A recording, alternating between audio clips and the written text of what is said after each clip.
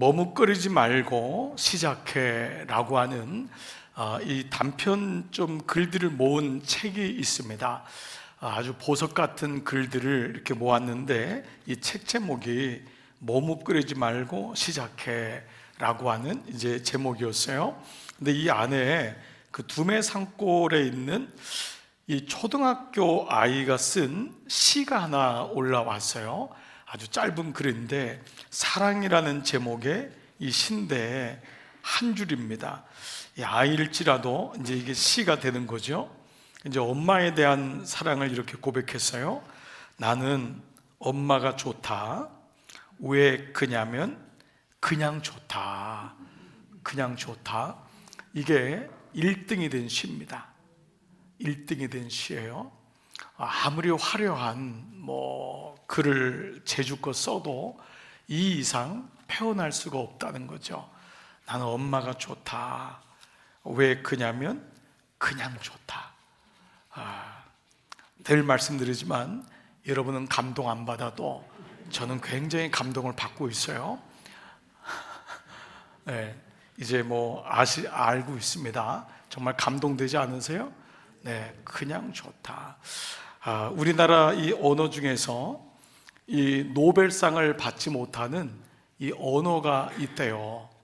그 언어가 이 영어나 독일어는 노벨상이 많잖아요, 문학상이.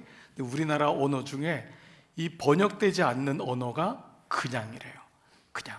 이걸 just, 영어로는 just라고 얘기하는데 그 말로는 함축이 안 되죠. 그냥. 집에 이제 엄마가 딸을 찾아왔어요. 딸이 엄마가 갑자기 오니까 뭐라 그러죠? 왜 왔냐 그러잖아요. 왜 왔냐 그러니까 엄마가 뭐라 그러죠? 그냥 왔다는 거예요. 전화하잖아요. 아들한테 왜 전화했어요? 그러잖아요. 나쁜 놈 자식들. 왜 전화했어요? 아빠 왜 전화했어요? 그랬더니 뭐라 그러죠? 그냥 전화했다. 그냥. 이 그냥이란 단어는 이렇게 설명이 안 되는 거예요. 그냥 그 안에 다 함축되어 있는 거예요. 나는 그냥 이유가 없다는 거예요. 그냥 좋다. 그냥 어떻게 발걸음을 하다 보니까 너의 집에 왔고 전화번호를 이렇게 하다 보니까 그냥 전화했다는 거예요. 하나님에 대한 사랑도 마찬가지 우린 당연하다고 생각합니다. 어느 날부터 하나님을 믿는 이유가 우리는 어떤 조건적인 어떤 그런 것에서부터 이제는 하나님이 그냥 좋은 거잖아요. 그래서 하나님에 대한 말씀 중에 이 사단이 욥기 말씀 여러분 기억하세요? 욥기 1장 9절에 사탄이 여호와께 대답하여 이르되 욥이 어찌 까닭 없이 하나님을 경외하리까. 이게 세상 나라입니다. 이게 세상 나라인 거예요. 우리는 누군가가 전화하면 좀 덜컥 겁이 나요. 이유를 가지고 전화할 때가 많잖아요. 꿍꿍이가 있다는 거예요. 그러니까 이 사탄은 욥을 향해서도 욥도 분명히 하나님 그럴 겁니다. 욥이 까닭 없이 주님을 사랑하겠습니까? 다 그놈이 다 이유가 있습니다 라고 묻습니다. 그런데 욥은 당대 의인이라 그랬죠. 욥은 끝까지 하나님을 그냥 사랑했음을 우리는 보고 있죠. 자, 이것이 이제 세상의 기준인데 하나님 나라에 들어가면은 이것이 이제 없어지는 거잖아요. 사랑도 마찬가지입니다. 사랑이 조건을 가지고 사랑하게 되면 정말 사랑할 수가 없습니다. 속 보이는 거죠. 그냥 사랑하게 되는 거예요. 이유가 없는 거예요. 그래서 여러분 사랑하게 되면은 눈꺼풀이 뭐라 그러죠? 씌운다 그러잖아요. 저렇게 조건이 서로 안 맞는데도 사랑하게 되니까. 근데 다 비교하니까 거기서 사실 어려워져요. 근데 어느 정도 물론 우리는 서로 이해하고 하는 부분이 중요하지만은 서로가 사랑한다는 게 이런 거구나. 부모의 사랑과 자녀의 사랑이 다를 수밖에 없죠.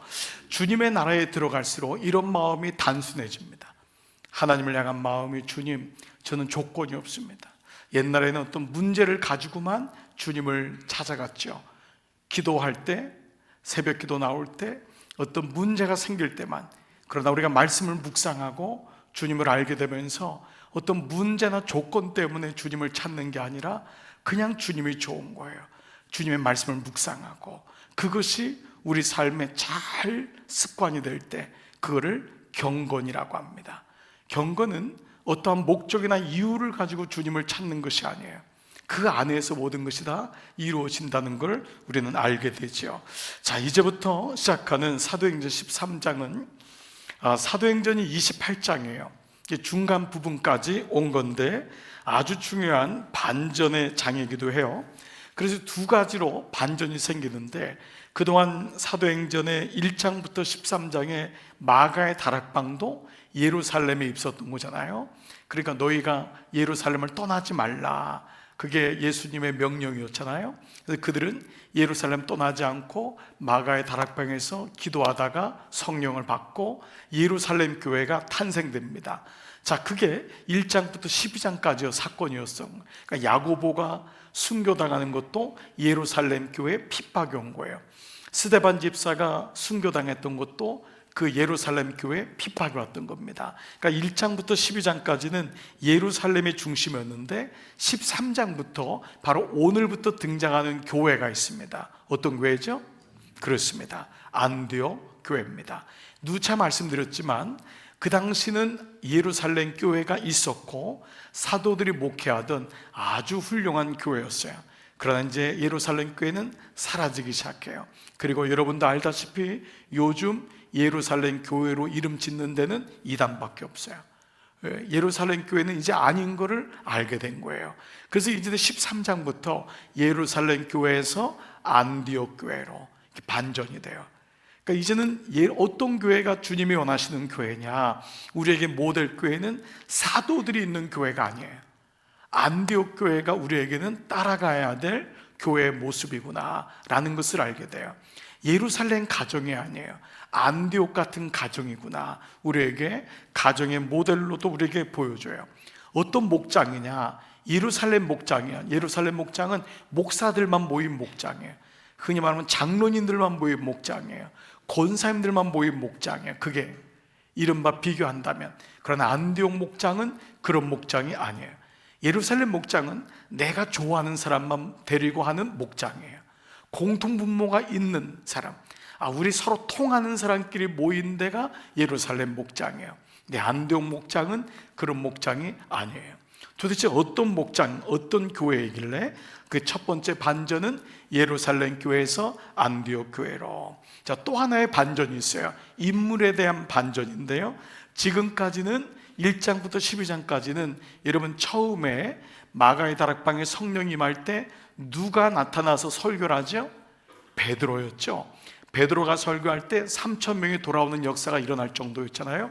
그러니까 베드로 사도가 당연히 예루살렘 교회에서는 중심이었는데 이제는 안디옥 교회가 된단 말이에요. 이 안디옥 교회 초대 담임 목사가 누구였죠? 바나바였어요. 그 바나바가 우리 지난 2주 전부터 누구를 데려오죠? 사울을 데려옵니다. 자기의 부족함을 알고 다소에 있는 사울을 데려와서 공동 목회하는 데가 안디옥이었잖아요. 그래서 베드로에서부터 어디로 가냐? 궁극적으로 사울로 가는 거예요. 이게 이제 또 다른 반전이에요. 그러나 이 가운데 누가 있었죠? 바나바가. 좀 더 이걸 구체적으로 말하면 베드로에서 바나바로, 바나바에서 사울로 바뀌어요. 그래서 13장부터는 베드로가 거의 등장하지 않아요. 이제 여러분들이 알다시피 이제 사울의 말씀이 돼요. 사울은 신약 성경에 3분의 2를 쓴 사람이 되는 거예요. 사울의 모든 사도행전부터 보세요. 고린도전서, 갈라디아서, 빌립보서, 에베소서, 데살로니가전서, 디모데전서, 디도서, 빌레몬서, 빌레몬서는 아니고 여기까지 다 누가 썼죠? 사도 바울이 쓴 거예요. 그리고 이게 엄청난 변화죠. 자, 그러니까 이 사도 바울인데 원래 이름은 뭐였죠? 사울입니다. 사울은 히브리식 이름이에요. 그 바울은 사울이 이방인 헬라 지역의 그리스 지역에 가서 전도를 하기 때문에 이름을 헬라식으로 바꿔요. 근데 이 히브리식의 사울이라는 이름은 뭐냐면 위대한 자, 큰 그릇, 이런 뜻이 사울입니다. 그런데 공교롭게 바꾼 헬라 이름의 뜻이 뭐냐면 작은 자 혹은 단념하다, 단념하다, 자기를 죽이다, 이 뜻이 사울의 뜻이에요. 혹은 작은 그릇. 참 이름을 잘 바꿨죠. 그렇죠? 사울은 스스로가 위대한 자, 큰 그릇이었단 말이에요. 그러니까 히브리적인 이름으로 부모가 그렇게 지어준 거예요. 너는 큰 자가 될 거다, 너는 큰 그릇이다 라고 했는데, 헬라 이름으로 바꾸다 보니까 사울이 바울이 됐는데, 그러니까 영어 이름으로 폴입니다. 폴이 됐는데, 그 폴의 이름의 뜻은 작은 그릇, 작은 자, 자기를 단념할 수 있는 자, 바로 그 뜻이 됐던 거죠. 자, 이런 이제 우리가 사울의 이제 이런 배경이 나오는데, 자, 그렇다면 어떻게 이 안디옥 교회가 이런 전환점을 가지고 오늘날 교회 하면은 안 돼요 할 수 있는가? 그런 배경이 뭘까? 어떻게 가능할까가 오늘 본문을 통해 말씀이 나오고 있어요. 이제 우리 한 절씩 한번 같이 배경 속에서 한번 묵상한다면은 앞으로 13장부터 이어지는 사도행전 말씀을 우리가 좀 더 잘 이해할 수 있을 것 같아요. 자, 1절 먼저 한번 쭉 한번 읽어볼게요. 시작. 안디옥 교회에 선지자들과 교사들이 있으니 곧 바나바와 니게르라 하는 시므온과 구레네 사람 루기오와 분봉왕 헤롯의 젖동생 마나엔과 및 사울이라. 자, 이 말씀을 여러분 보면은 이 안디옥 교회가 어떤 교회였는지를 잘 드러내고 있어요. 여기 누가 있었냐? 교사와 선지자들이 있었던 거예요. 이 교회에, 그러니까 리더들인 거예요. 이 안디옥 교회에 선지자는 말씀을 선포하는 자, 목자거든요. 그리고 교사는 주일학교 진짜 선생님들이잖아요. 그러니까 이런 분들이 있었는데, 리더십이 있었는데 5명의 이름이 나와요. 자, 첫 번째 누가 나오죠? 곧 바나바. 첫 번째 바나바입니다. 자, 바나바는 어느 지파 사람이었죠? 레위 지파 사람입니다. 그러니까 아주 정통적인 유대인이에요.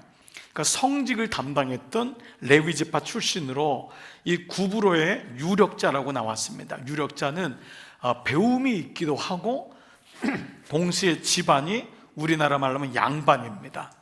그러니까 이 레위 지파인데 아주 정통 레위 지파인 거예요. 그런데 이 바나바의 가족 관계가 어떻게 되냐면, 여러분 처음에 지금 우리가 오순절 성령을 이제 지나고 있잖아요. 오순절의 여정이 지나고 있잖아요.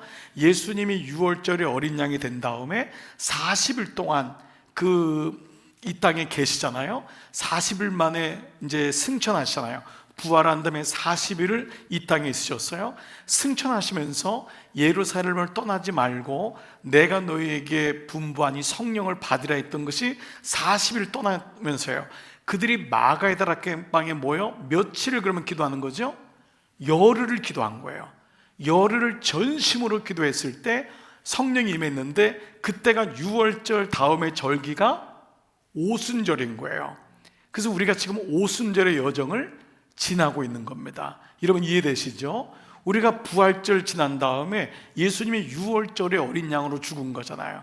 그때부터 부활절부터 50일이 지난 것을 오순절이라고 해서 우리가 오순절의 여정을 지금 지나가고 있는데, 그 오순절에 성령이 임한 거예요. 그래서 이거를 굉장히 강조하는 교단 중에 하나가 오순절 성령 순복음 교단이, 이 오순절 성령에 굉장히 강조하는 교단 중에 하나가 이 부분인데, 이거는 순복음 교단만이 아니라 성경에서 너무 중요한 거잖아요. 그러니까 그 오순절에 이제 성령이 내리는데, 그때 어디 내렸죠? 마가의 다락방이라고 했잖아요.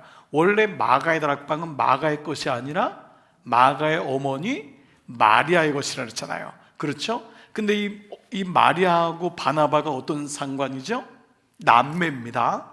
그러니까 마가가 언니고 누나고 바나바가 동생인 거예요. 그래서 여기 그 어머니 마리아의 아들이 누구죠? 마가잖아요. 마가. 그래서 마가의 다락방이고, 그 마가를 사울과 바나바에게 맡기잖아요. 그래서 전도여행 때 데려가잖아요. 그렇죠? 여러분, 네, 다 알면서 지침이 들린 떼는 거죠. 이거 지금 100번 얘기했어요.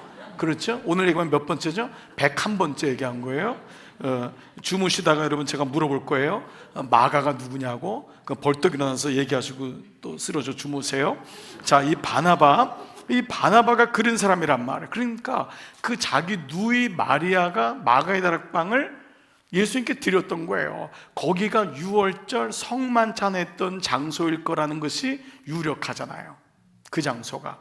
그러니까 그 정도로 넓은 집을 제작으로 120명이 모여서 기도할 정도니까 마가의 다락방은 상당히 컸던 것 같아요. 그의 누나도 그랬고, 이 바나바도 그랬고, 이 위로의 아들 경려의 아들이었고, 자기의 전 재산을 초대교회를 위해서 드렸던 아주 훌륭한 사람이었습니다. 그러니까 믿음도 있었고 재력도 있었고 그의 재산을 하나님께 다 드릴 정도로 귀한 사람이 바나바. 그러니까 첫 번째 나오는 걸 보니까 이 사람이 담임 목사였구나라는 것을 알게 됩니다. 자, 두 번째 등장하는 사람은 뜻밖이에요. 누구지요? 니게르라고 하는 시므온입니다. 자, 여러분이 가진 성경을 좀 보고 있으시죠? 니게라고 하는 시므온. 그런데 이 시므온이 이름인데 직업이나 연령, 신분은 나오지가 않아요. 그런데 힌트를 하나 얻을 수 있는 게 있어요. 뭐죠? 니게르예요. 니게르. 이 니게르라는 뜻이 뭐냐면 검다, 흑 색깔이에요. 지금 뭐죠? 여기서 나온 단어가 니그로란 단어입니다. 니그로. 바로 흑인이란 단어죠. 즉 시므온은 누구였죠? 흑인이었습니다. 2000년 전 아주 극심한 인종차별이 심했던 것을 우리는 분명히 우리는 알고 있는데, 안디옥 교회의 두 번째 등장한 사람은 누구냐면 이방인 흑인이에요. 이 사람은 아마도 이 니게르라는 시몬은 어디에 있는 사람인지 몰라요. 그렇지만 이 사람이 아프리카에서 온 사람인지 아니면 어디 있는지 장소가 나와 있지 않으니까요. 근데 이 사람이 니게르라고 하는 것은 흑인인 게 분명한데 단순한 교인이 아니라 이 안디옥 교회에 두 번째로 등장하는 지도자였다는 것은 이 안디옥 교회가 어떤 교회인지를 보여주고 있습니다. 그러니까 우리 교회로 말하면 제가 담임 목사인데 두 번째로 등장하는 사람은 누구냐면, 죄송해요, 방글라데시에서 온 회심한 사람이 두 번째로 나온 거예요. 이게 가능한 게 안디옥 교회가 된 거예요. 모든 사람들은 순서에 민감하잖아요. 우리도 사실 예수를 이렇게 오래 믿지만 순서에 민감해요. 누가 먼저냐, 참 이게 민감해요. 그런데 안디옥 교회는 순서가 중요하지 않은 거예요. 이 사람이 너무 믿음이 귀했던 것 같아요. 그래서 이 사람이 두 번째로 등장합니다. 우리 스스로도 묻는 거예요. 우리는 믿음 순서인가? 교회 출석 순서인가? 우리도 한번 물어볼 수 있어야 돼요. 우리 스스로도 나는 예수 믿은 지 연도가 몇 년인가? 아니면 정말 예수 믿고 헌신한 게 어느 정도인가? 라고 하는 걸 질문할 수 있어야 돼요. 세 번째 등장하는 사람은 구레네 사람 루기오입니다. 구레네 사람 루기오. 이 구레네는 여러분이 알듯이 예수님의 십자가를 대신 진 사람이 구레네 사람, 그렇죠? 바로 그 사람도 우리가 기억하죠. 이 구레네는 아프리카 북쪽 지중해 쪽에 있는 이 도시인데 한번 잠깐 볼게요. 여기 있는데요. 자, 여기 이제 저쪽에 장화처럼 생긴 데가 이탈리아잖아요. 이탈리아 바로 고린도 있고 밑으로 내려오면 구레네예요. 그 오른쪽에 여러분 그 구레네에서 좀 이쪽으로 예루살렘 쪽으로 오면 삼각주처럼 이렇게 파란 이게 강표시가 있죠.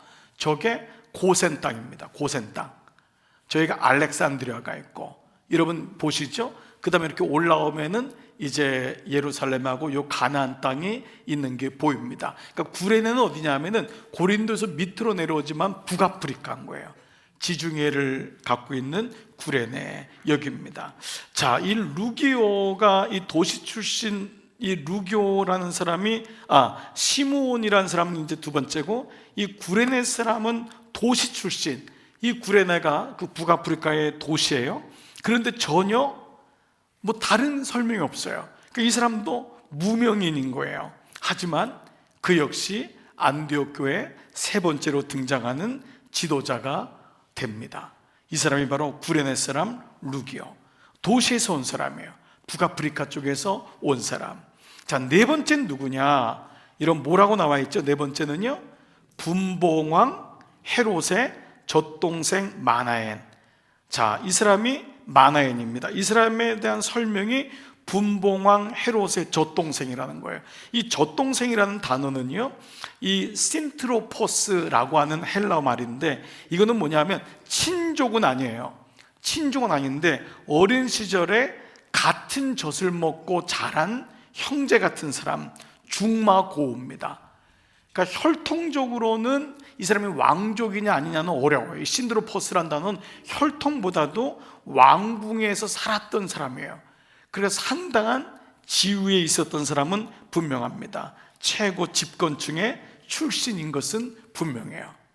그래서 이 사람이 누구냐? 바로 왕족인 마나엔이 안디옥 교회 지도자였다는 거예요.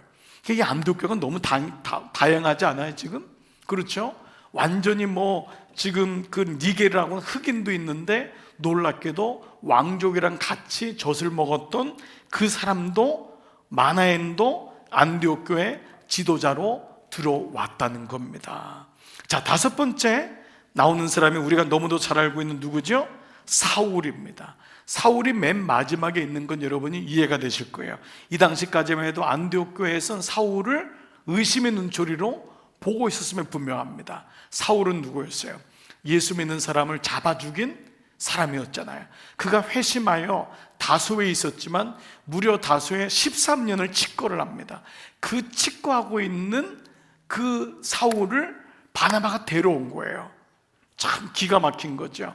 사실 사울이 회심한 다음에 예루살렘 교회에 가서 야고보도 만나고 베드로도 만나요. 그러나 사도들은 이 사울의 회심을 믿을 수가 없는 거예요. 그 다음에 다소에서 무려 10년 이상을 칙거할 때에 그 바나바가 가서 그 사울을 데리고 옵니다. 그러니까 사실 이때까지만 해도 그는 예수 믿는 사람을 박해했던 사람이고 폭도나 다름없습니다. 자격으로 따진다면 그 사람은 이 교회 안에 들어올 수도 없는 사람인데 그가 안디옥 교회의 마지막 지도자, 다섯 번째 지도자가 됩니다. 자, 여러분, 이게 지금 안디옥 교회 모습이에요. 어떤 사람은 이 안디옥 교회를 보면서 야, 질서가 없네 라고 여기는 사람도 있을지 모르겠어요. 그런데 성경은 이 안디옥 교회가 진짜 교회라고 말씀하고 있어요. 5명에 달하는 지도자의 몇몇만 보더라도 우리는 각양각색인 것을 알게 됩니다. 바나바처럼 인격적으로 가정적으로 잘 준비된 사람이 있는가 하면 흑인이라고 하는 니그로라는 사람도 있고 루교에서 어떤 신앙적인 배경도 모르는 사람도 불쑥 올라와 있고 심지어는 이 마나엔 같은 왕족과 비슷한 사람도 와서 사람들이 와, 저 사람은 왕족이다 라고 하는데 사울 같은 인생도 있다는 거예요. 여러분, 이게 오늘날 우리 교회만 해도 정말 우리 교회는 무난하고 우리 교회는 이런 부분에서 정말 여러분들의 마음이 열린 분들이에요. 그건 정말 제가 담임 목사 아래서가 아니라 여러분의 섬김이, 여러분의 마음이 그래요. 그러나 일반적으로는 그렇지 않습니다. 많은 교회들이 그 안에서 자기들끼리 서열을 가지고 있습니다. 그래서 외부에서 왔거나 혹은 자기가 볼 때도 순서를 딱 가지고 있습니다. 그래서 그 순서에 의해서 교회가 운영이 되는 교회가 좋은 교회라고 생각합니다. 그런데 오늘 주님이 보여주신 안디옥 교회는 전혀 그렇지 않아요. 이것은 뭐냐면 주님이 디자인한 교회인 거예요. 주님이 앞으로 어떤 교회를 만들어 가야 되는지에 대해서 보여주고 있는 거예요. 죽음의 순서가 없듯이 하나님의 일에도 순서가 없다는 것을 보여주고 있어요. 한마디로 안디옥 교회는 우리가 생각하는 남녀노소, 빈부, 귀천, 순서 이런 것이 없어요.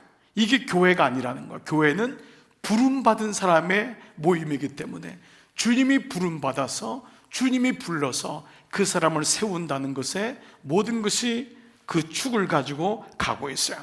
유대인들 중심이었던 예루살렘 교회가 안디옥 교회로 가면서 여기 유대인은 바나바하고 사울밖에 없어요. 나머지는 이방인이에요. 안디옥 교회 중심되는 사람이 레위 지파인 바나바만 제대로 됐고 사울은 유대인이었지만 예수 믿는 사람을 잡아 죽인 사람이었으니까 사실 우리는 어떤 우리가 인간적으로 생각할 수 있는 기준이 없다는 것을 알게 됩니다. 그런데 어떻게 이렇게 완벽하게 서로 다른 사람들을 통해서 주님의 교회가 세워져 가는 것이 가능했을까? 이게 이제 우리에게는 신비요 묵상의 질문이라고 할 수 있습니다. 이 교회가 분명히 좋은 교회인 것은 성경에서 분명히 말씀하고 있는데, 문제는 이것이 우리에게 어떻게 적용되느냐잖아요. 어떻게 이런 교회를 세워져 나갈까? 이게 바로 안디옥 교회의 비밀인 것입니다. 이제 예루살렘 교회는 사라져요. 주님은 예루살렘 교회에서 안디옥으로 가라고, 흩어지라고 하는데 사도들은 흩어지지 않아요. 그러니까 주님의 뜻과는 거리가 먼 거 있잖아요. 그리고 예루살렘엔 정통적인 사도들만 모인 교회였는데 하나님은 그 교회를 쓰지 않아요. 그리고 안디옥 교회로 축을 옮기세요. 자, 우리가 이런 생각을 해보는 거예요. 많은 사람들이 리더십에 대한 관심이 많이 있어요. 그래서 리더는 무엇인가? 리더가 되려면 어떻게 할 것인가? 이런 생각을 많이 합니다. 여러분도 그럴 거예요. 우리나라에는 리더가 없다, 정치 리더가 없다, 뭐 이런 얘기도 하고, 어느 사람 대통령 복이 없다, 뭐 이런 말도 하고, 대통령 뽑을 때마다 선거철 때마다 홍역을 앓고, 이런 생각을 참 많이 해요. 과연 그럴까? 한 분이 이제 이런 얘기를 하면서 리더십에 대한 많은 사람들이 목마름이 있고, 우리도 리더를 찾고 있잖아요. 그게 목사이든 장로이든 권사이든 목자이든 많은 사람은 리더의 중요성을 얘기해요. 정말 중요해요. 리더는 중요해요. 그런데 리더가 있기 위해서는 뭐가 있어야 되냐면 팔로워가 있어야 돼요. 리더가 있기 위해서는. 그 리더를 정의할 때 뭐라고 정의하냐면, 많이 배웠냐, 얼마나 오래됐냐, 그 사람이 얼마나 뭐 능력이 있냐가 아니고 뒤를 돌아봤을 때 몇 명이 따라오냐가 리더예요. 그 말은 뭐냐면 팔로우가 전제돼야지만이 리더라는 거예요.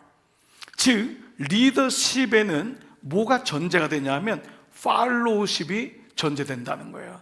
그래서 오늘 요즘 여러분 기업에서도요, 리더십에 대한 강의보다는 팔로우십에 대한 강의가 요즘은 더 나오고 있어요. 이게 굉장히 중요한 변화거든요. 우리는 지금까지 리더를 찾는 거예요. 대통령 매일마다 국민들은 지지율이 막 그냥 막 힘들고 못 살면서 맨날 리더 얘기만 한탄을 한 거예요. 근데 여러분 신명기 말씀도 봐보세요. 신명기의 문제는 리더의 문제가 아니었죠. 누구의 문제였죠? 팔로우십의 문제였어요. 백성들의 문제였던 거예요. 그래서 모세가 부단히 했던 게 뭐죠? 하나님 말씀을 통해 그들의 영적 수준을 올리는 거 있잖아요. 그러니까 우리에게도 이 말씀은 리더십이 소중한데 리더십의 전제가 팔로우십이 돼야 된다라는 거죠. 그러면 팔로우십이 뭐냐 하면 우리 모든 사람은 리더이기 전에 팔로우십이 돼야 된다는 건데, 팔로우십을 뭐라고 정의하냐? 따르는 자가 가져야 할 마음과 태도라는 거예요. 따르는 자가 가져야 할 마음과 태도. 이거는 공동체에서 너무도 중요한 덕목입니다. 따르는 자가 가져야 될 마음과 태도. 그러니까 우리는 리더 이전에 본질적으로 뭐가 되죠? 팔로우가 되잖아요. 우리 모두도. 어느 사람이 갑자기 리더가 되지 않습니다. 그 사람이 부단히 팔로워가 될 때 그 다음에 리더가 돼요. 여러분 이 의미를 아시잖아요. 그렇죠? 그 팔로워가 돼야지만이 리더가 되는 건 어느 날 갑자기 되지 않다는 거예요. 제가 우리 목사님들하고 이런 얘기를 했어요. 제가 이제 요즘 근간에 재작년부터 목사님들 모임에 이제 초청을 받아서 좀 자주 가게 됐어요. 가게 되면서 내가 목사님들한테 너무 안타까운 게 있더라고요. 목사님들이, 우리 부목사님들도 이렇게 잘 섬기고 지금 잘 준비하고 계시지만은 매번 저와 같이 얘기를 나누고 하지만 저 자신을 보면서도 이제 그걸 많이 느꼈는데, 목사님들이 팔로워십을 갖지 못한 채 목회를 하는 분이 의외로 많더라고요. 여러분 팔로워십이라는 건 여러분 의사들 세계에서 이거는 만들어진 단어이기도 해요. 이걸 의사들이 제일 먼저 가져와서 이 팔로우라고 보통 그러잖아요. 그렇죠? 그러니까 펠로우라고 하잖아요. 펠로우라고, 이제 펠로우는 물론 이제 동역이라는 FELLOW, 이건 팔로우 FOLOW 이제 쉽인데, 그러니까 준비를 배울 수 있는 시간을 못 갖고 담임 목사가 되는 거예요. 그러니까 빨리 담임 목사가 되는 게 중요한 게 아니라 배울 수 있는 시간을 못 갖고 하니까 팔로우십을 배워본지를 못하니까 리더십을 가질 수가 없다는 거예요. 여러분 이거 이해가 되시나요? 이 부분이 너무 중요한 거예요. 여러분 사장 먼저 되면 안 돼요. 종업원 해야 돼요. 바닥부터 해야 되는 거잖아요.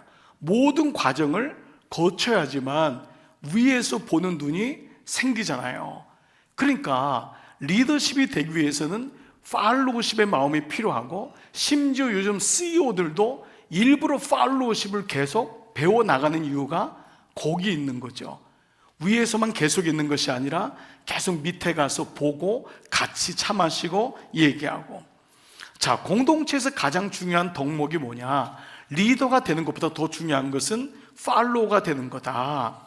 우리는 리더를 세우지만은 사실은 우리는 리더보다는 리더만 되고 싶어하는 마음이 있다 보니까 이게 기질적으로 우리나라 사람들도 리더를 세우지만은 리더를 흔드는 데 또 익숙한 거예요. 너무 쉽게 세우고 너무 쉽게 무너지는 거예요. 우리나라가 1945년도에 해방되면서 그래도 민주주의가 지금 80년이 이상이 왔잖아요. 근데 우리는 대통령 이름으로 된 도서관 하나가 없습니다. 이게 우리의 안타까움인 거예요. 제가 미국에 가서 제일 처음 너무 감동받고 너무 놀란 건 모든 도시마다 대통령 이름으로 된 길거리, 박물관, 라이브러리 너무 많은 거예요. 그래서 제 생각에 이 사람들이 잘했나 했더니 잘해서가 아니에요. 부족하지만 한 나라의 리더가 된 것에 대해서 격려하고 위로하고 세워줄 줄 아는 문화가 있는 거예요.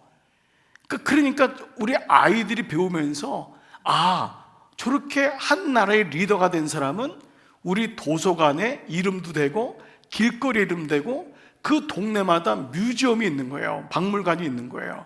이게 참 너무 자연스러운 거예요. 어렵지 않은 거예요. 근데 우리는 이게 참 어렵구나 라는 생각을 갖게 돼요. 그래서 리더를 세우고 모셔오고 이런 거 소중한데, 리더를 세워주고 이 부분이 우리에게는 팔로우십의 마음이 정말 중요하다. 그러니까 한 나라든 공동체든 좋은 리더가 있는 것도 너무 소중하지만은 팔로우십이 건강한 게 진짜 좋은 나라고 좋은 교회다라는 것이죠. 자, 그래서 이런 표현인 거예요. 좋은 리더가 없음을 한탄하기 전에 내가 좋은 팔로우가 아니라는 것을 돌아보는 거예요. 그래서 여러분, 한 목장 공동체에서 목자를 세우는 것, 목자를 섬기고 이런 부분들은 너무 소중한 거예요. 가정도 마찬가지입니다.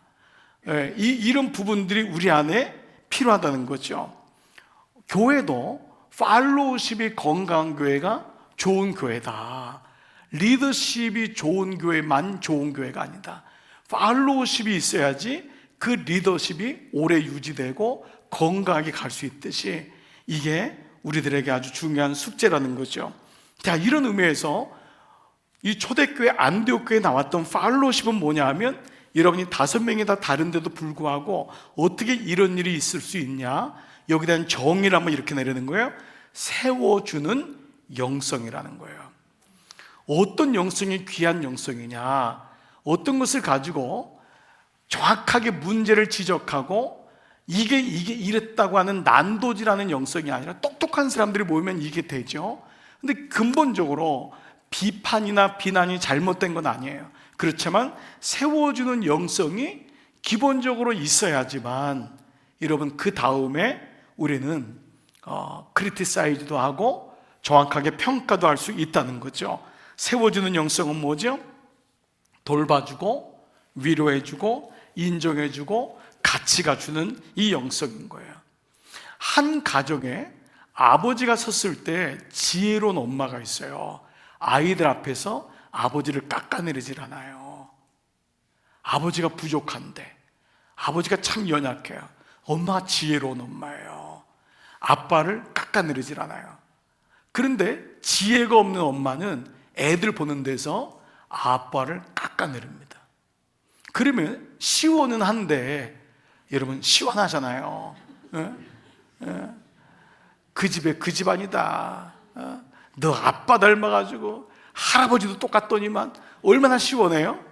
근데 그 얘기를 듣는 아이는 아빠에 대한 존경심이 사라지게 되는 건 물론이거냐 엄마에 대해서도 싫어지게 돼요. 그러니까 이제 우리가 예수 믿은 다음에는 이제 바뀌잖아요. 우리도 다 예수 믿기 전에 여러분 다 그랬죠. 그렇죠? 내가 안 봐도 비디오예요. 그죠? 우리는 다 예수 믿은 다음에 이제 바뀌었잖아요. 우리는 그 인간을 세워주기로. 그분을 세워주는 거예요. 근데 그게 결국 누가 쓰는 거죠? 내가 쓰는 거예요. 이게 참 중요합니다. 네. 아내를 아이들 앞에서 세워주는 아빠는 진짜 좋은 아빠예요. 네. 알기는 뭘 알아? 배운 것도 없으면서 이 한마디가 아이들도 죽이고 아내도 죽이는데 예수님이 내 안에 들어오니까 세워주는 영성이 생기는 거야. 네 엄마 같은 사람 없다. 나는 다시 태어나도 니네 엄마 같은 사람은 결혼한다. 왜? 다시 태어날 일이 없으니까. 근데 그 얘기는 하면 안 된단 말이야. 그 얘기는 하면 안 되고 니네 엄마 같은 사람 없다. 생각해봐라. 나 같은 아빠를 누가 이렇게 건사해 주니? 그럼 아이가 뭐래? 정말 그 말은 맞는 것 같아요. 너도 엄마 같은 사람 만나야 돼. 그럼 그 아이는 엄마에 대한 존경심도 생기고 아빠가 진짜 멋있어 보이는 거예요. 여러분, 우리는 그동안 깎는 것에 익숙해요. 그러면 내가 똑똑한 줄 아는 거예요. 참 어려워요. 저희 외할머니가 항상 했던 얘기, 이걸 뭐라 하죠? 헛똑똑이라 하죠. 헛똑똑이. 헛똑똑이다. 예수 믿어야지 헛똑똑이 바뀌어서 세워지는 영성이 되는 줄 믿습니다. 오늘 이 안디옥 교회 영성 가운데 하나는 세워지는 영성입니다. 참 소중합니다. 네. 자, 여러분, 이런 의미로 보면 안디옥 교회는 세워지는 교회였다는 거예요. 공동체는 모든 본질이 똑같아요. 가정 같은 교회, 교회 같은 가정. 이게 어느 그룹이든지 동일하게 역사가 일어납니다. 예. 그러니까 세워주는 거예요. 세워주는 거. 이게 참 우리에게는 너무도 소중한 교회가 되는 거죠. 자, 여러분, 우리가 세워주는데 무엇으로 세워주냐가 또 중요해요. 이건 이미 우리 교회의 가장 중요한 DNA예요. 여러분, 우리 교회의 DNA가 늦게 가는 것 같고 더디 가는 것 같고 안 되는 것 같아도 이걸로 가야지만이 한국교회는 소망이 있어요. 첫 번째가 말씀 묵상이라고 했잖아요. 이 벽을 뚫자 말씀이 들어와야지만이 세워줄 수 있어요. 말씀이 없으면 절대 세워줄 수 없어요. 말씀이 세워주는 거니까 말씀 묵상이 되면은 자기가 보게 되잖아요. 내가 어떤 존재인지 보게 되기 때문에 자기가 부인되는 거잖아요. 그래서 말씀 묵상이 참 중요하다. 여러분, 묵상은요 사실 잘 티가 안 나요. 여러분이 어느 곳에 큰 집회 같은 데 가면 뭔가 된 것 같고 막 모이는 것 같지요? 속음하시면 안 돼요. 정말 하나님과의 관계는 그 하나님과 외롭게 시작하는 광야에서 그 하나님과의 말씀에서 시작하는 거예요. 그게 진짜 자기인 거예요. 그러니까 이때 하나님이 나를 세워주시고 하나님이 나 같은 자를 부르신 것을 묵상을 통해 느끼고 그 묵상이 한 사람과의 관계 속에서 이루어지는 것을 1:1 양육이라고 했잖아요. 여러분이 그래서 두 번째 우리가 돌파해야 될 것이 1:1 제자 양육인 거예요. 한 명한테 못하는데 내가 어떻게 무슨 목장에 서고 그룹에서 하겠어요? 한 명이 중요한 거예요. 한 생명이. 그 한 명을 데리고 16주 17주 동안 기도하고 선생님이 고등학교 아이들 요즘 애들이 안 나요? 오나요? 그 아이들을 데리고 17주 동안 가는 거예요. 그런 시간을 갖는 거예요. 그 1:1 제자 양육이 말씀으로 있는 그 사람을 세워주는 시간이거든요. 이거 얼마나 소중한 시간이에요. 그리고 더 나가서 이것이 어디서 연습하죠? 목장 공동체에서 연습하는 거예요. 이 세 가지는 교회의 가장 중요한 본질이에요. 저는 아무리 교회가 막 모여드리고 막 예배가 되고 어느 대회에 가면 꼭 꽉꽉 차고 해도 절대 기죽지도 말고 여러분 거기 속으시면 안 돼요. 이 구조가 내 안에서 이루어지고 있는가? 나는 말씀 묵상이 이루어지고 있는가? 나에게는 1:1 양육이 이루어지고 있는가? 나에게는 내가 섬기고 들어가 있는 목장 공동체가 있는가? 이게 될 때 이게 교회인 거예요. 이게 저는 초대교회가 이것이 분명히 있었다. 그래서 이 초대교회 모든 교회는 바로 목장 오이코스였잖아요.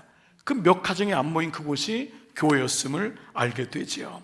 자, 그래서 이 안디옥 교회는 이 주인이신 성령님의 음성을 들으면서 그들이 서로 세워주고 그리고 그들을 파송하고 그래서 성령의 음성을 팔로우하기 시작하죠. 자, 그래서 2절에 보시면은요, 그들이 주를 섬겨 금식할 때에 성령이 이르시되 내가 불러 시키는 일을 위하여 바울과 사울을 따로 어떻게 해요? 세우라. 따로 세우라. 세우라는 거예요. 준비시키라는 거예요. 그들을 따로 세우라. 여러 가지 의미가 있지만 일단 문자적으로도 성령님은 어떠시냐? 세우는 분이에요. 세우는 분이에요. 그를 세워주시는 거예요. 세우다 보면 역사가 일어나는 거예요. 한 분 한 분이 우리 교회에서 말씀으로 세워짐을 경험하고 1:1 양육은 목사님들도 마찬가지고 장로님들도 집사님들도 똑같은 게 되는 거예요. 그 똑같은 교사가 되는 거예요. 다 세움받는 거예요. 교사로 세움받는 거예요. 가르치는 자로 세움받는 거예요. 전도자가 되는 거예요. 설교자가 되는 거예요. 그게 1:1 양육인 거예요. 교회는 목사의 말에 의해서 일사불란하게 어디 행사를 가고 어디 가서 사역을 하고 이게 아닙니다, 여러분. 모든 교우들이 자기의 자리에서 교사로 말씀을 맡은 자로 세워지는 것, 이겁니다. 저의 역할, 우리 목사님들의 모든 역할은 성도들을 말씀을 가진 사람으로 세워주는 줄 믿습니다. 그거예요. 그거 외에는 없는 거예요. 그게 목사의 역할인 거예요. 이게 가장 중요한 역할입니다. 성령께서 그 교회 안에 바나바와 사울을 따로 세우라는 거예요. 그리고 심지어는요, 여러분 이미 알지만 바나바와 사울을 최초의 선교사로 파송하는 거예요. 보내요. 그러면 안디옥교회는 그 당시 엄청나게 많이 모였거든요. 그럼 누가 여러분 그 뒤를 이어서 담임 목사가 되는 거예요? 그 뒤를 잇는 사람은 두 번째 사람 니게르라는 시몬이 가능한 거예요. 흑인이 그 다음을 맡아서 하거나 구레네 사람 루기오나 혹은 마나엔이 그 뒤를 이어서 한 거예요. 그래도 교회가 끝도 없었던 거예요. 바나바와 사울이 선교사로 파송돼도 이 교회는 끄떡이 없었던 거예요. 왜냐? 모든 성도가 말씀으로 세워져 있었기 때문에. 이게 중요합니다. 이게. 오늘 저는 우리가 앞으로도 그렇지만 우리가 그런 교회를 좀 꿈꿨으면 좋겠어요. 어느 담임 목사 하나 때문에 우르르 세워지고 우르르 없어지고, 처음엔 물론 중요한 모티베이션이 될 거예요. 그러나 성도들이 건강하게 쓴다면은 모세들 결국 느보산에서 다 죽는 거잖아요. 그게 당연한 거잖아요. 그렇기 때문에 그 역할은 소중하지만 결국 교회는 이런 모습으로 가야 되는구나, 성도들이 세워져야 되는구나 라는 우리에게 도전을 주고 있는 거예요. 여러분의 인생도 가만히 돌아보면은 여러분을 세우셨던 분들이 있을 거예요. 주일학교 때, 중간학교 시절에, 청년부 시절에 아무 준비도 안 되고 어찌 보면 참 부족하고 힘든데 여러분을 세웠던 기억들이 있었을 거예요. 그 시간이 있었기 때문에 여러분 여기까지 온 거잖아요. 우리 모두가 주님께서 우리를 부르셔서 세워나가셨던 거예요. 여러분 여러분은 저의 간증을 너무 잘 알잖아요. 저는 예수 믿지 않는 집에서 교회 학교를 가는 전통적인 교회였어요. 다 아이들, 제 친구들은 장로님 아들, 목사 아들, 권사님 아들, 최소한 집사님 아들이었어요. 나는 부모님의 교회도 안 나왔으니까 아무도 아는 사람이 없는 거예요. 근데 그때 선생님들이 눈여겨보셨던 거예요. 선생님들이, 나는 완전히 왕따였고 아무도 쳐다보지도 않는 사람인데 그분들이 저를 불러다가 너는 잘 될 거고 넌 일어날 거고, 아마 우리 목사님들의 모든 가끔 이렇게 큐티할 때 간증하잖아요. 그 한 분들이 그 사람을 잊지 않고 세웠을 때 그 사람들이 결국은 그 믿음으로 일어나는 것을 보게 됩니다. 사탄은 넘어뜨리는 자예요. 그 사람을 세우면은 어떻게 그 사람이 섰냐고, 어떻게 그런 사람이 세워졌냐고 얘기하는 게 사탄이에요. 그러나 교회는 괜찮습니다. 그분 정말 좋은 사람입니다. 그분 세우고도 남습니다. 저는 다음에도 됩니다. 이 마음이야말로 성령님이 주시는 마음인 줄 믿습니다. 여러분이 이 마음이 있으셔야 돼요. 이게 넓은 마음인 거예요. 여러분, 사단이 하는 일을 보세요. 누가복음 22장, 시몬아 시몬아 보라, 사단이 밀 까부르듯 하려고 너를 청구했으나. 사단이 하는 건 뭐예요? 시몬이 어떤 일을 하는지 보고 그를 하여간 넘어뜨리려고 하는 거예요. 넘어뜨리려고 너를 청구하는 거예요. 그러나 내가 너를 위하여 믿음이 떨어지지 않기를 기도하였으니. 내가 너 떨어지면 안 되니까. 주님은 세우는 분이고 사단은 밀 까부르듯이 했다가 떨어뜨리는 분인데, 이 베드로에게 뭐라 하냐? 너는 돌이킨 후에, 회개한 후에, 정신 차린 후에 너 형제를 굳게 하라. 이 굳게가 세워주라는 거예요. 너는 형제를 세워줘라. 수많은 사람이 사람들을 무너뜨릴 거다. 너는 그때마다 그 형제를 세워줘라. 이것은 어떤 말로만이 아니라 그 형제에게 말씀이 들어가야지 세워지잖아요.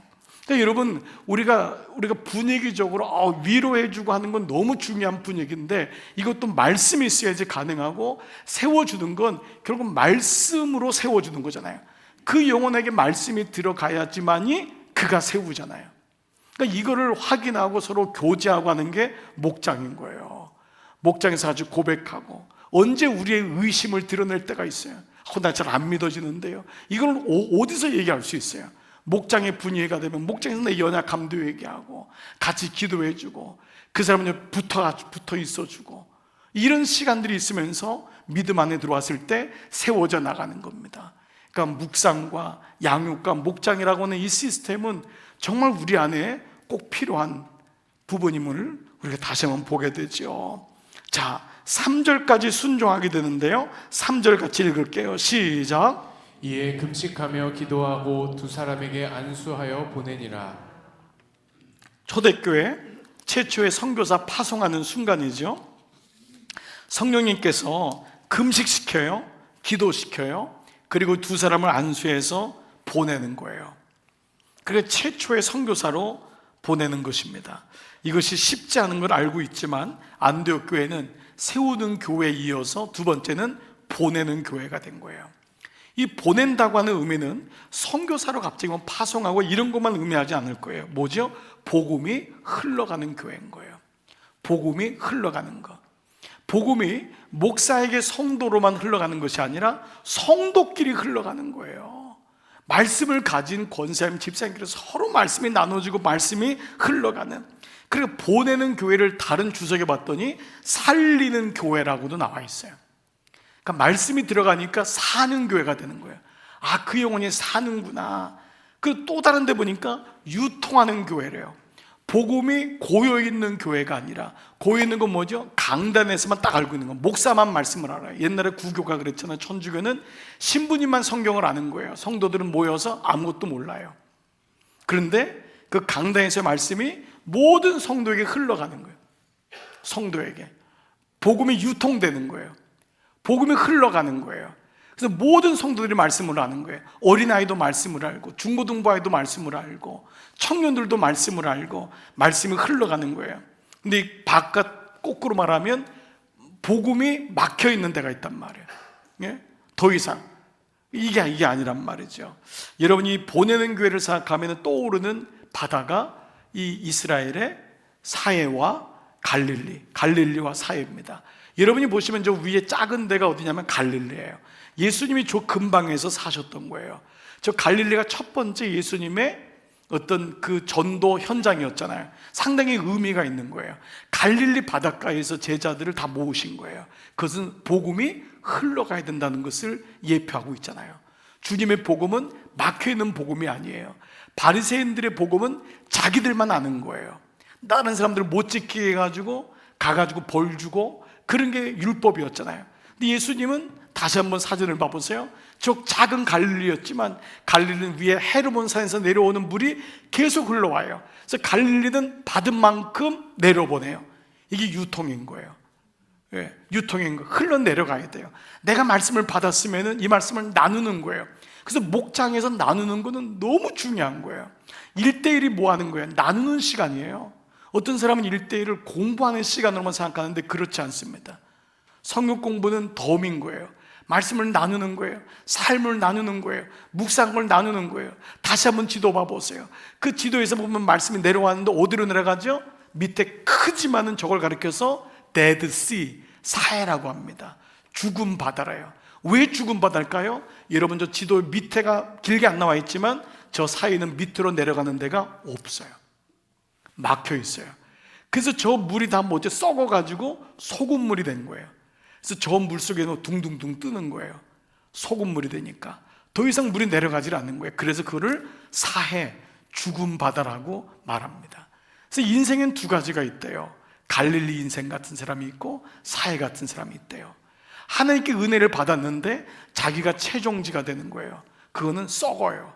5천 명의 인생에 먹을 것을 혼자 깔고 있는 사람이 있고 5천 명을 먹이는 인생이 있단 말이에요. 복음이 들어와서 나를 통해 흘러가야 되는 줄 믿습니다. 여러분들이 오늘 예배를 드린 이유는 나 혼자 은혜 받는 것이 아니라 내가 받은 은혜가 배우자에게, 자녀에게, 여러분 목원들에게 흘러내려가는, 그게 은혜죠. 그리고 여러분 육적으로 말하면 동맥경화 걸린 사람이 많은 거예요.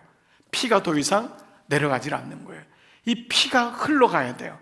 그래서 심장에서부터 펌프질을 하면은 주일 예배 때 은혜를 받으면 이 펌프질이 손과 발로 쭉쭉쭉쭉 내려가는 그런 믿음, 그런 교회, 이것이 바로 보내는 교회다라는 것입니다. 자, 그러면 결론적인 말씀을 이렇게 한번 생각해 볼 수 있어요. 어떻게 이 지금 안디옥 교회가 사실은 세우고 보내는 게 말은 쉬운 것 같지만은 쉽지 않죠. 그러니까 예루살렘 교회도 못했잖아요. 그런데 어떻게 이룰 수 있을까? 저는 이것이 우리 신명기의 마지막 말씀처럼 신명기의 율법, 신명기의 말씀은 지키기에 어렵다 그래서 쉽다 그랬어요. 어렵지 않다라 그랬어요. 그렇죠? 하늘에 있는 것도 아니고 이 말씀은 멀리 있는 것도 아니라 그랬어요. 그러면 이 말씀의 원리가 뭐냐 하면은 이거예요. 다 같이 한번 따라서 한번 이거 한번 읽을게요. 시작. 결정하면 쉬워진다. 결정하면 쉬워지는 거예요. 이렇게 하기로 결정하면은, 내가 말씀대로 살기를 결정하면은 쉬워져요. 어렵지 않아요. 우리가 왜 어렵냐면은 계속 어렵다고 생각하고 어렵다고 말하기 때문에 그래요. 어떤 분은 지금 묵상을 하고 있는데도 입만 열면 뭐냐면 묵상이 어렵대요. 지금 하고 있는데 전도를 매일마다 해요. 그러면서 입만 열면 전도가 어렵대요. 그리고 또 뭐죠? 1대1을 하고 있는데도 1대1이 어렵대요. 목장을 매일마다 잘 모여요. 근데 입만 열면 어렵대요. 그래서 제가 그랬어요. 팔자다. 왜냐하면 어려운 게 아예 그냥 입에 나와요. 그냥 쉽게 생각하면 묵상 해보니까 어떻죠? 쉽네요. 양육 해보니까 쉽네요. 목장 해보니까 쉽네. 어렵지 않네요. 쉽다고 하는 게 너무 교만하게 들릴까 봐 여러분 아마 그래서 그러실 거예요. 그러니까 어렵지 않네요. 해볼만 하네요. 주님이 된다고 하니까 주셨죠 라고 하는 것과 어렵다고 하는 것은 늘 거기 막히게 돼 있는 거예요. 자, 마귀는요 항상 고민하게 해요. 주저하게 해요. 생각을 많이 하게 해요. 그런데 성령님은 보내래요. 세우래요. 근데 안디옥 교회는 물론 이 과정은 굉장히 중요해요. 치열한 고민이 있었을 거예요. 근데 결론적으로 뭐죠? 세우고 보내요. 그러면 우리에게도 이런 명령을 주시는 거예요. 세워봐, 보내봐 할 때 여러분 우리도 치열한 고민을 해야 돼요. 물론 이 과정 속에서는 이런 과정이 필요해요. 그렇지만 여기 대해서 마음에 결심하는 건 있어야 돼요. 보내겠습니다. 세우겠습니다. 해보겠습니다. 결정하면은 쉬워져요. 여러분 보니까요, 공부를 잘하는 학생과 그렇지 못한 학생의 차이가 있다. 이건 제 얘기가 아니에요. 잘하는 학생과 못한 학생의 차이가 있는데 좀 여러분 공감이 될지 모르겠어요. 공부를 잘하는 학생은 그냥 공부한대요. 그냥 앉아서 공부한대요.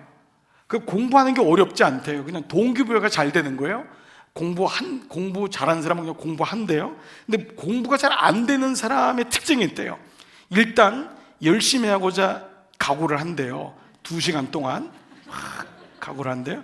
그런 각오들을 모든 부모들에게 다 알리고 친구들에게 알리면서 비장한 마음으로 커피를 몇 잔씩 마신대요.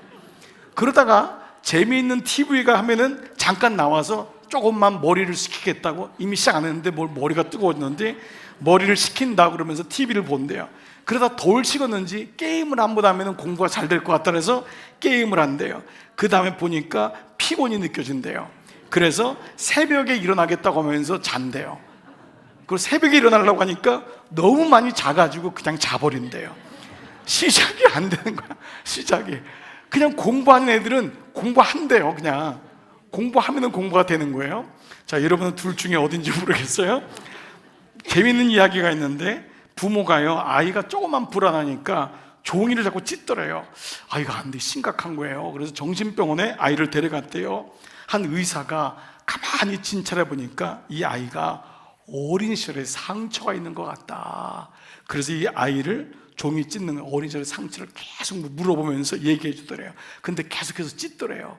또 다른 의사를 갔더니 환경적으로 사람 때문에 문제가 있는 것 같다. 그래서 누구랑 만났냐, 어떤 친구랑 만났냐, 교사는 누구였냐를 다 물었대요.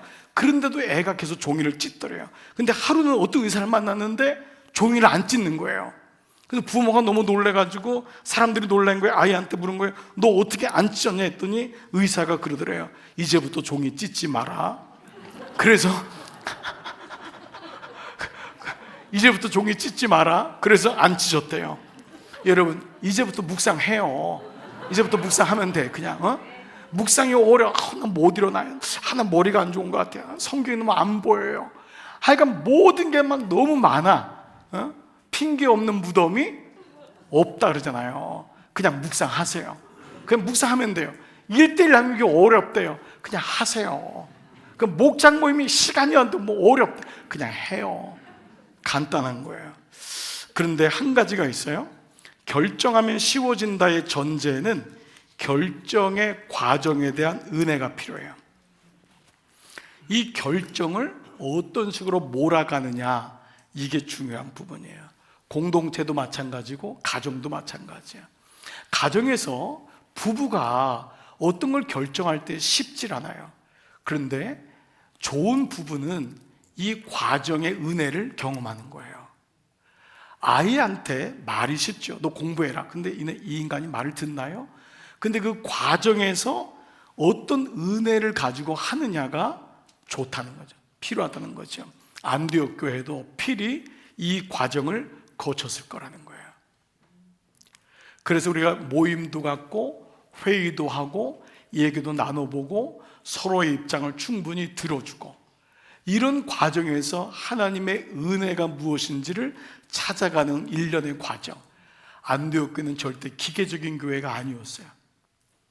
그냥 금방 보낼 수가 있을까요? 얼마나 많은 시간 금식하고 기도하면서 사울과 바나바를 보냈을까요? 그 과정에서 얼마나 힘든 일이 있었을까요?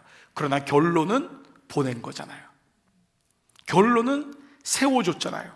우리가 말은 5명이 이렇게 나오지만 이 5명이 교회 리더로 세울 때 얼마나 많은 말들이 많았을까요? 그러나 그들은 세웠잖아요. 중요한 거는 결정하면 쉽지만 쉬운 과정에서 그 과정에 대한 은혜가 필요하다라는 것입니다.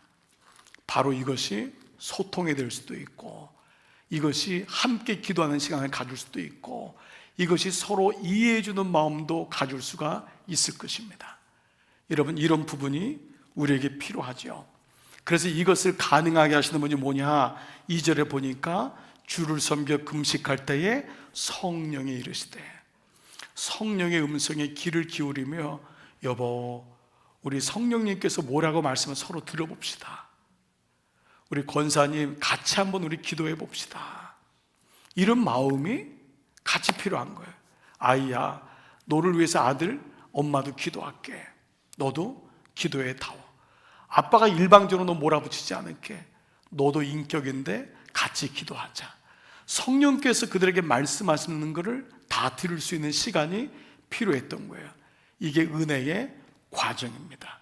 3절 보니까 이에 금식하며 기도하고, 성령께서 그 마음을 주니까 금식하며 기도하는 마음이 생겼던 것이죠. 말씀을 마무리할게요. 왜 안디옥 교회가 좋은 교회인지를 보여주는 대목입니다. 말씀으로는 그들이 세웠다, 보냈다라고 결론적인 말씀이 있지만 사람들이 모인 곳은 생각보다 단순하지 않습니다. 그런데 그 가운데 성령께서 주되시고, 그 가운데 기도로 마음을 모으고 금식하고, 그런데 분명히 성령님은 가장 좋은 길로 우리를 인도하실 것입니다. 여러분에게도 비즈니스를 할 때, 결정할 때, 아이들의 진로를 놓고 기도할 때 참 어려울 때가 많습니다. 그때 하나님의 OX 문제로 딱 보여주시면 얼마나 좋아요. 근데 그렇지 않을 때가 많아요. 그럴 때 마음을 모아 기도하고 금식하고 중보기도를 요청하고, 그런데 그때 하나님이 작은 구름들을 보여주시고, 그때 마음들이 모아지고, 그때 상처가 아닌 분리나 어떤 깨어짐이 아닌 하나님의 은혜로 이런 일들을 이루어 나가는, 저는 이게 목회인 것 같아요. 우리 모두가 목회하잖아요. 그래서 목회가 어렵지만은 목회의 결론은 하나님이 분명히 가장 좋은 길을 주신다, 이걸 잊지 않는 겁니다. 그러기 위해서 다른 사람의 또 얘기도 들어주고, 또 내가 또 좀 먼저 갔구나 라는 것도 또 보게 되고, 또 그런 걸 보면서 서로 얘기도 나누고, 이런 시간이 우리 모두에게 필요하구나. 안디옥 교회는 세워주는 교회였고 보내는 교회였습니다. 아무쪼록 여러분, 이 마음이 우리 가운데 다시 들어온다면은 우리는 안디옥 교회 같은 좋은 가정, 좋은 교회로 회복되는 그런 공동체 될 줄 믿습니다. 아멘, 아멘.